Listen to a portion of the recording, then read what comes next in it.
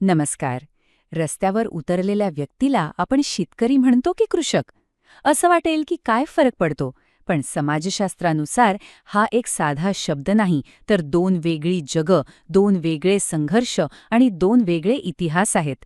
चला तर मग या स्रोतांच्या आधारे हा महत्वाचा फरक आज समजून घेऊया.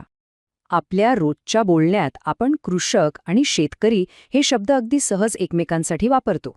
पण आजची आंदोलनं समजून घ्यायची असतील तर हा प्रश्न विचारणं खूप महत्वाचं आहे. खरंच हे दोन्ही एकच आहेत का? म्हणजे बघा, समाजशास्त्राच्या दृष्टिकोनातून पाहिलं तर हा फरक फक्त शब्दांचा खेळ नाहीये. कोण आंदोलन करतंय, का करतंय आणि त्यांना नक्की हवंय तरी काय, हे सगळं या दोन शब्दांच्या अर्थात दडलेलं आहे. हा फरकच आपल्याला कृषी संघर्षाच्या मुळाशी घेऊन जातो. ठीक आहे, चला तर मग सुरुवात करूया पहिल्या शब्दापासून. कृषक. कृषकाचं जग कसं असतं? त्याच्यासाठी जमिनीचा अर्थ काय असतो? सोप्या भाषेत सांगायचं तर त्याच्यासाठी जमीन म्हणजे जगण्याचं साधन, बस. व्याख्या काय सांगते बघा. कृषक हा बाजारासाठी उत्पादन करत नाही. तो आपल्या कुटुंबासोबत मिळून एका लहानच्या जमिनीच्या तुकड्यावर शेती करतो. आणि हे महत्वाचं आहे, तो हे नफ्यासाठी नाही, तर स्वतःच्या आणि कुटुंबाच्या उदरनिर्वाहासाठी म्हणजे जगण्यासाठी करतो. त्याचा सगळा विचार सुरक्षितता प्रथम या तत्वावर चालतो. आणि याच गोष्टीला प्रसिद्ध समाजशास्त्रज्ञ जेम्स स्कॉट मॉरल इकॉनॉमी असं म्हणतात. म्हणजे काय, तर कृषक सहसा अन्याय, शोषण सहन करतो जोपर्यंत त्याच्या जगण्यावरच गदा येत नाही. पण जेव्हा त्याचे पारंपरिक हक्क हिसकावले जातात ना, तेव्हा तो पेटून उठतो. पण त्याचा हा उठाव, जसे इथे म्हटले, हा बचावात्मक असतो.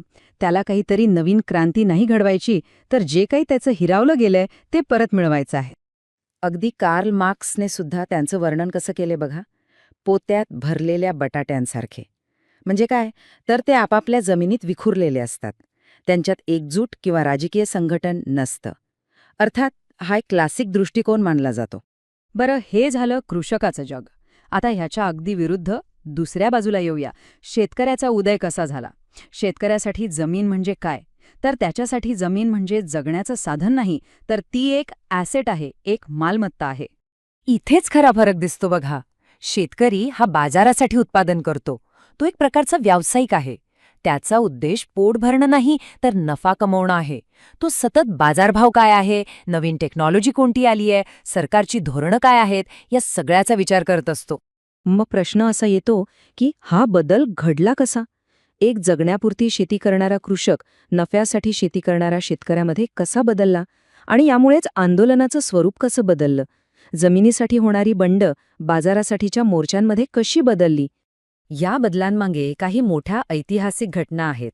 पहिलं म्हणजे व्यापारीकरण. शेती पैशाच्या अर्थव्यवस्थेशी जोडली गेली. मग आली हरित क्रांती. नवीन तंत्रज्ञानामुळे उत्पादन वाढलं आणि ते बाजारात विकलं जाऊ लागलं. मग आली सरकारी धोरणं. MSP, खरेदी, या सगळ्यामुळे शेती थेट राज्याशी जोडली गेली. आणि मग उदारीकरणानंतर तर जागतिक बाजाराचाही प्रभाव पडू लागला. या सगळ्या प्रक्रियेत कृषक हळूहळू शेतकरी बनत गेला. आणि यामुळे आंदोलनाचे मुद्दे कसे पूर्णपणे बदलले हे इथे अगदी स्पष्ट दिसतंय. कृषक चळवळी कशासाठी लढायच्या?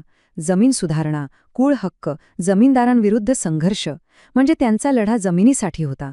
या उलट शेतकरी चळवळी बघा, त्यांचे मुद्दे काय आहेत? MSP, सबसिडी, सरकारची धोरणं, म्हणजे त्यांचा लढा बाजाराशी संबंधित आहे. आणि त्यांचा सामना जमीनदाराशी नाही, तर थेट सरकारशी आहे.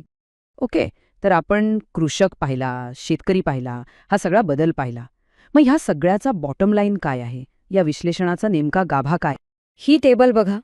यात सगळं सार आहे. एका बाजूला आहे कृषक, जो उदरनिर्वाहासाठी जगतो. त्याचा तर्क मॉरल इकॉनॉमीचा आहे. जमीन त्याच्यासाठी उपजीविका आहे आणि त्याचं राजकारण हे गमावलेलं परत मिळवण्यासाठी आहे. आणि दुसऱ्या बाजूला आहे शेतकरी, जो बाजार केंद्रित आहे, नफ्याचा विचार करतो, जमिनीला मालमत्ता मानतो आणि त्याचं राजकारण हे सरकारवर दबाव टाकणारं म्हणजे प्रेशर ग्रुप पॉलिटिक्स आहे. बरं, ही सगळी थिअरी झाली. आता ही चौकट घेऊन आपण आजच्या काळातल्या एका मोठ्या आंदोलनाला समजून घेण्याचा प्रयत्न करूया. बघूया हे सगळं तिथे कसं लागू होतं. आठवतंय, काही काळापूर्वी कृषी कायद्यांविरोधात एक मोठं आंदोलन झालं होतं. आता आपण जो फरक शिकलो त्या नजरेतून बघूया. ते आंदोलन करणारे कोण होते? कृषक की शेतकरी?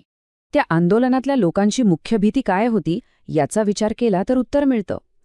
त्यांची भीती उपासमारीची नव्हती, तर बाजाराशी संबंधित होती. त्यांना वाटत होतं की MSPचं संरक्षण जाईल, मोठ्या कॉर्पोरेट कंपन्यांचं वर्चस्व वाढेल आणि आपण बाजारात आणखी असुरक्षित होऊ. या सगळ्या मार्केटशी संबंधित भीती होत्या.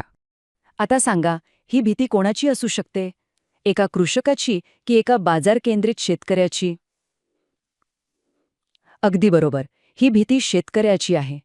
म्हणूनच ही आंदोलनं जमिनीसाठीची कृषक बंड नव्हती, तर ती बाजार केंद्रित आणि सरकारविरोधी शेतकरी चळवळी होत्या.